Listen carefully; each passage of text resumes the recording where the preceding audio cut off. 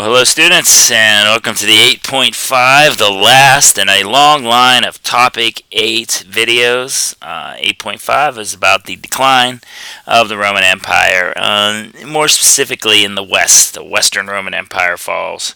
I make fun of that guy that makes the Rome podcasts, that he's, living in his basement, nerdy guy in his basement making videos and podcasts, and I start looking around, and here I am, nerdy guy sitting in my basement making a video. So I guess, that guy. So for centuries, we do know the Roman Empire ruled the Mediterranean region, but around 200 CE is when things started to decline for the Romans. Interestingly enough, right when Christianity started to take hold in the Roman Empire is when they had reached their golden age and started their decline, their downward trend.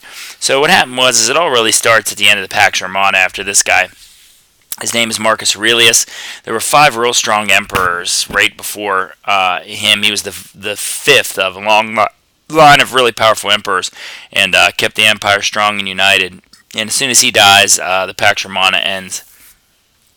The 300-year period after Marcus Aurelius' death, the empire really, started to decline and finally collapse. If I had to go back in a time machine and live, or visit a time in ancient Rome, I think it would be cool to be around with Julius Caesar and Cleopatra, Mark Antony, and the Punic Wars. But, you had a really good chance of being killed during those times or being involved in a civil war. The time that you'd probably would want to be is in that 200-year period. Marcus Aurelius was considered a fantastic emperor. I guess probably we'd go back under his time and, just make sure we got in the time machine and teleported back before he dies, because his son Commodus is pretty much a moron. So what did happen when Rome stopped conquering new territories? They never thought about this. They had expanded as far as they were able to expand militarily. They did not want to go north of the Danube River, because the Germanic tribes that were there were fierce, and the Danube made a really nice natural border. They didn't want to go anywhere south and further in Africa because it was just the Sahara Desert. There was nowhere left to go to the west because of the Atlantic Ocean, and really the only place to expand was to the east, and like outside of the Middle East, like where modern day Israel is today, maybe Syria, Lebanon. They couldn't really expand any further because there was an empire there called the Sasanian Persians, and they were really tough, and the Romans had trouble beating them. They're the ones that end up becoming the Iranians today. It's modern-day Iran, and they're a very proud culture, and one of their claims to fame is obviously the Persian Empire and Xerxes and Cyrus, and Darius. I remember all those guys from last year. But one of their big claims of fame is that the Romans couldn't beat them, and they actually what they did to a Roman emperor, which I'm going to save for just in a little bit.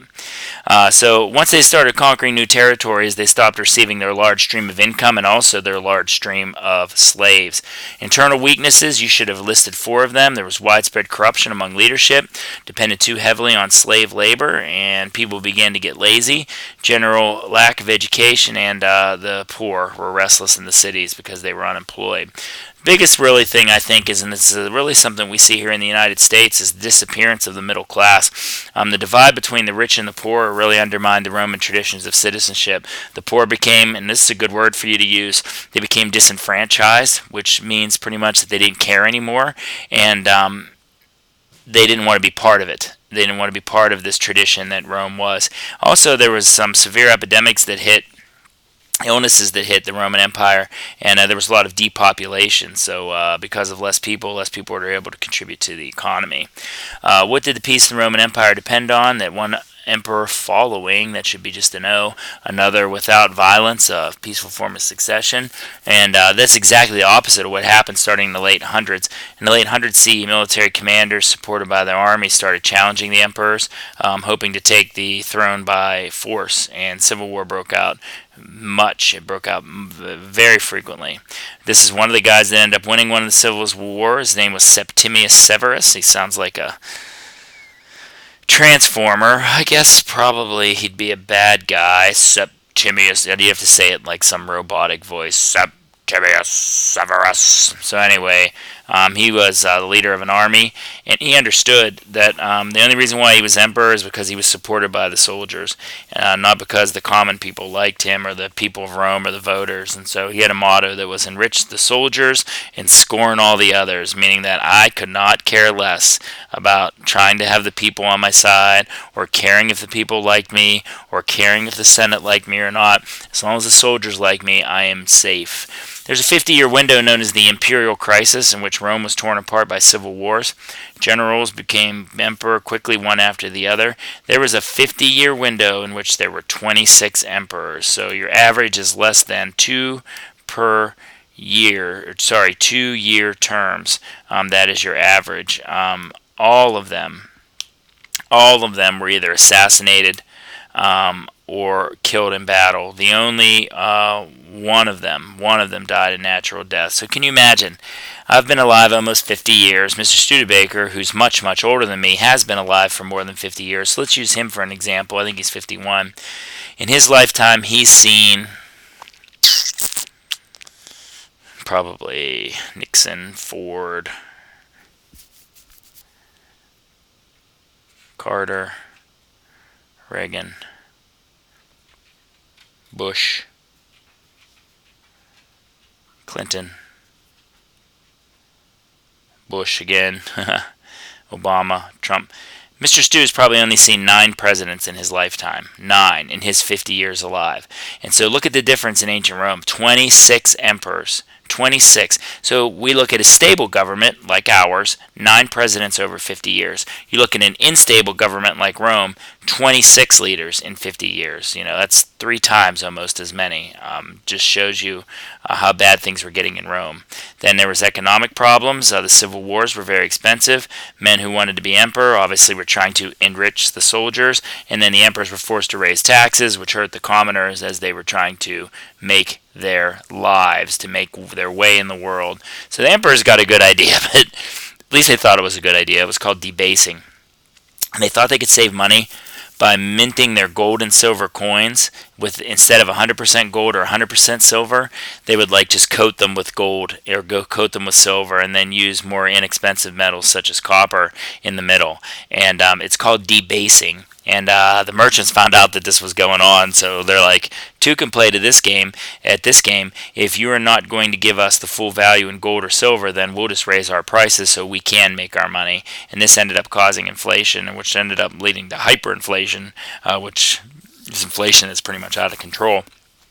But the definition of inflation is a general raise in the cost of goods.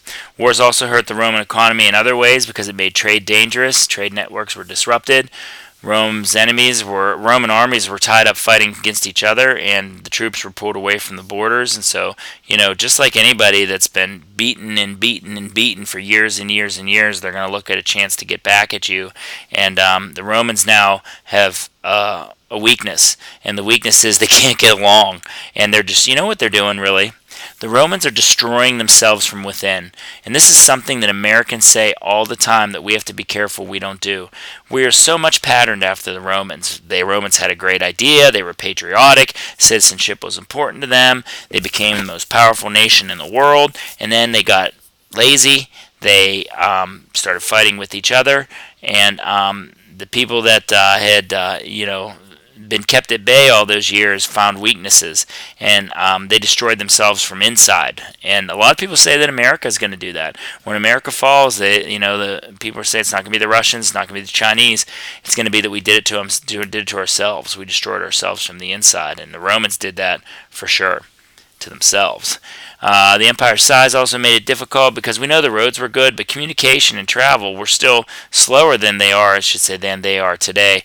Troops couldn't just be moved quickly enough because the empire was so big. By the time word got to the emperor that there was an invasion, could be months after it happened by the time he gets the troops to the correct place.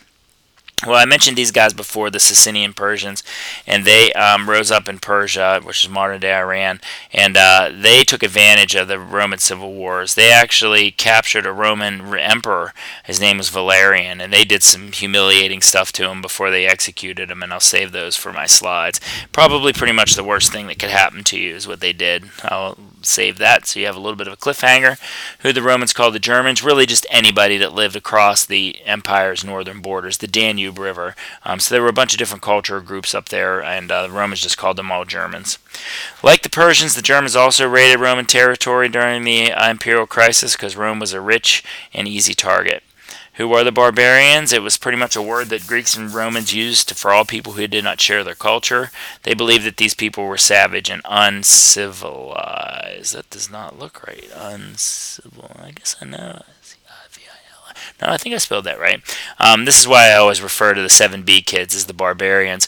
My home base, I'm like the assistant home base teacher for room 200 because I have breakfast duty. So Miss Fiano, the Spanish teacher, is in here for home base in my room. And she has a 7B home base, all 7B kids. And sometimes they act like wild animals during home base. And I look at them and I say, this is why I call you the 7B barbarians, because you're savages and you're uncivilized. So if you know anybody in that home base, they know that I refer to them as that. At least I think they do. If not, well, surprise, 7B barbarians. How did many Germans adopt parts of Greco-Roman culture? Many of them converted to Christianity, and many of them joined the Roman army, and actually some of them became important generals. What did Diocletian do to make the empire more stable? He reorganized the government, he sent troops to restore peace, and actually he thought the Roman gods were causing all the problems that Rome was having because of Christianity, and so he ended up trying to get rid of Christians. He persecuted them, hoping that it would appease the Roman gods. But his most significant act, number 23, is this. He divided the empire in half, and he chose a co-emperor named Maximian. So he put Maximian in charge of the west, ruling out of Rome, and then he's going to rule out of the east and out of a city called Byzantium. Diocletian's reforms did fail, though, and after his death, military leaders fought for control again. But about 50 or 60 years later, Constantine became emperor, and you know about Constantine. He converted to Christianity, and he also made it a legal religion in the empire. And what he decided to do is he decided to take over the control of the eastern half of the empire, and he wanted to make a grand capital city. And so it's in modern-day Turkey. The name of the city was Byzantium, and he renamed it because he modeled it after Rome, and he referred to it as New Rome. This happens a lot. It happens a lot here in the United States. If there's a place already called that in Europe, then sometimes over here in the U.S. they called it new. So think about everything that you know that is a state or a city or whatever that has new in front of it. For example, New York. There must be a place in England called York. Yes, there is. What about New Jersey? There must be a place in England called Jersey. Sure is. What about New England? Oh my gosh, New England. So there's Old England, like England, and then there's New England. Now, for those of you that are sports fans, especially if you're a Western Pennsylvania sport fan, you kind of wish that New England could get sawed off and float out into the Atlantic Ocean because we get annoyed by the sports teams up there, probably because they're pretty good. So anyway, this city, Constantine builds it and calls it New Rome, but after he dies, the people loved Constantine so much that they started calling New Rome Constantine City, and the Greek version of that is Constantinople. So this city actually ends up having 3 names, and actually it's not even called any of those today. Does anybody know? I'm guessing maybe a couple of you have it. This is a city with 4 names. It goes from Byzantium to New Rome to Constantinople, and then when the Ottoman Turks conquer this last Christian stronghold in Turkey, they rename it Istanbul, and that is the name of the city today. It's in Turkey. Rome declined after Constantine's death. Enemies took advantage of weaknesses and caused it to collapse. The Huns were nomads from the plains of Central Asia. They triggered a crisis along Rome's borders. The results of the Huns' attacks were that they caused a decline in trade along the Silk Road and other trade routes across Asia. They moved into Europe in the 300s, and then eventually a conqueror named Attila, who led the Hunnic people, attacked the Italian peninsula in the 400s. And what happened was it started a chain reaction of events. The Huns pushed the Goths across the Danube River, and they asked the Romans for refuge. So the Romans said, sure, we'll let you stay here if you fight in our army. So when the Romans would go to fight the Huns, they would put the Goths and the Germanic people in first, and they would be the ones that would be slaughtered, and then the Germans would or the Romans would either fall back or they would, not even attack, and the Germans, the Goths had enough of this, and they wouldn't have had to do this unless they were hiding from the Huns. But it starts a chain reaction of events because the Goths aren't happy with Romans, how they're treating them, and the Romans attack a bunch of German Goths, hoping to control these protests at a place called Adrianople, and they were defeated. And as soon as the Roman legions are defeated at Adrianople, Goths and other Germanic tribes started streaming into the empire. So the Romans, Western Romans, started hiring mercenaries. They are people who fight for pay. And they weren't effective because when you fight for pay instead of your country, they're not always the most loyal. If you're fighting for pay and it looks like you're going to lose, you probably would just, value your life more than the money that you've been paid. So you probably would just run away and, just not take your money because you'd live. So here's one. I don't think the Romans or the Roman mercenaries were very effective. Two things significant about Theodosius. He was the last person to rule. That's rule, R-U-A-L-E, not T-U-L-E, both the eastern and western halves of Rome. And he was a strong supporter of Christianity. He actually made it the official religion. So in time, Rome was attacked by Goths, who were barbarians that lived north of the Danube River, and they captured it in 410 and looted it and then left. In 455, Vandals, a group of people called the Vandals, plundered Rome, and then Rome never recovered from these attacks. Finally, the Roman Empire officially ends in 476 because in that year a German general named Odoacer deposes, which means removed from power, the last Western Roman emperor. And look how interesting that name is, Romulus Augustus. It's so cool because Romulus tied to the very first legendary founder of Rome, and then second part of his name, Augustus, tied to the first emperor of Rome. So he is the last Western Roman emperor. His name is Romulus Augustus. The last real Roman emperor would have to be the guy that was the emperor in the Byzantine Empire when it finally falls to the Turks. And I know his name was Constantine, and I just don't know if he was Constantine the 11th or the 13th. But he dies trying to defend Constantinople. So he's technically the very last Roman emperor, although this guy's the last Roman emperor in the West. What happened is the government of the Western Roman Empire fell, cities came under attack, people moved from cities into the country for safety, trade and learning declined, and really for about 500 years the only people that knew Latin were church officials. Last thing is that Rome did survive in a smaller form in the East. It was known as the Byzantine Empire, and it did stick around for about 1,000 years after the Western Roman Empire fell. So the Byzantines will be our next chapter, and we'll talk about their culture. It was very vibrant, and they hang around for about another 1,000 years after the West falls, which I think is pretty impressive because they've lost their allies. Okay, so I have some slides for you. What's this, pointer? Ooh, look how fancy this is. Alright, so this is a PearDeck, and I decided to, instead of go through the slides with you, I decided, because I was running out of time, to just go over them on this Edpuzzle. So anyway, I wanted you to first outline the boundaries of the Roman Empire. And so if you went and caught England, which is here, then came down and caught across this long river here called the Danube, that's the northern, all of Turkey, all of the Middle East, and then this northern part of Asia. Oh my gosh, I can hear them screaming upstairs, which I asked them not to. My house is chaos sometimes. So, I thought it was interesting that one of the reasons, some of the emperors started acting crazy was through lead poisoning.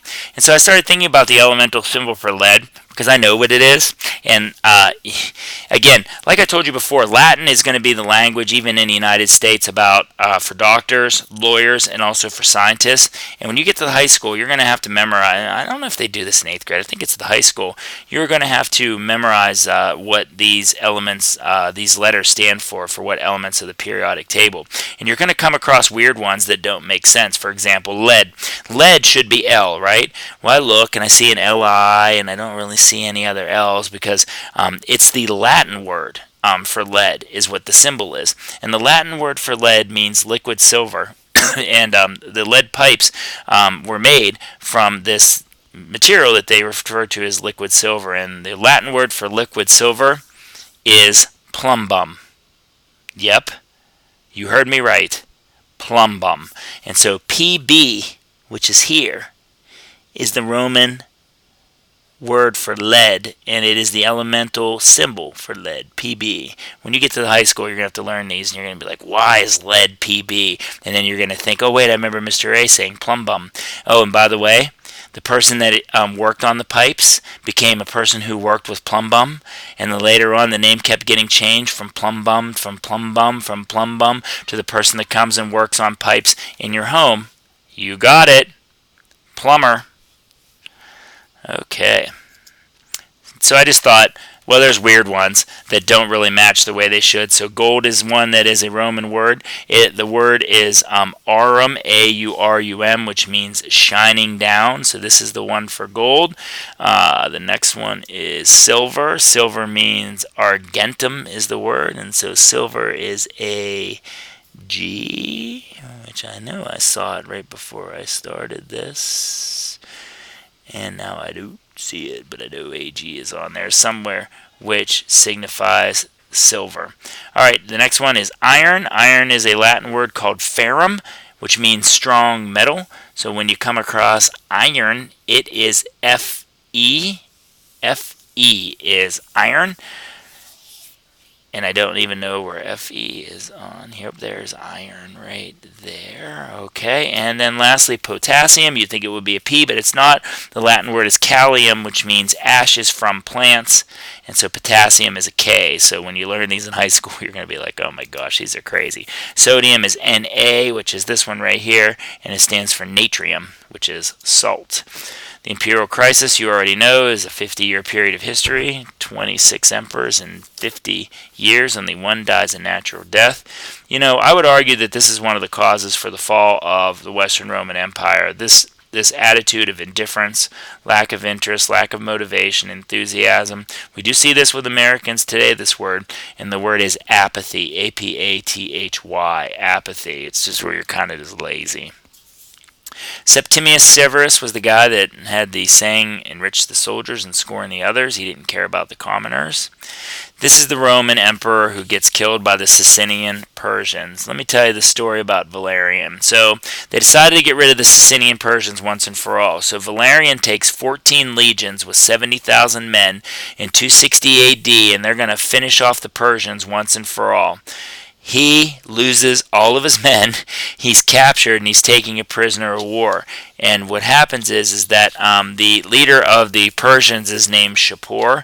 And at first Shapur uses him as a footstool, right here, to get onto his horse. So they get tired of that, using him for a footstool, so they execute him. And when they execute him, they either force him to drink molten gold or they skin him alive. Historians aren't sure what happens to him, but really after that, the corpse is sort of mutilated. What material do you believe was used to stuff Valerian's skin, and then he was used as a trophy. His body was used as a trophy in Valerian's throne room. And it's probably the worst thing that you could stuff a body with.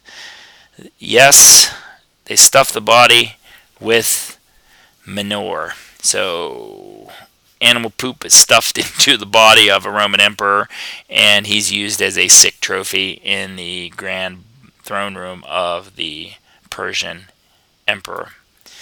Diocletian did something that is very important. He's the one that divided the empire. I'd like you all right now to take your hand and hold it like you're going to karate chop it in front of you, and then lift it directly atop your head. Now I want you to take your hand, I want you to bring it straight down across the middle of your body. Just bring it straight up and down, and I want you to do it right now. Are you ready? As soon as I say this, Diocletian divides. All right, hold it back up over your head again. Think about it again.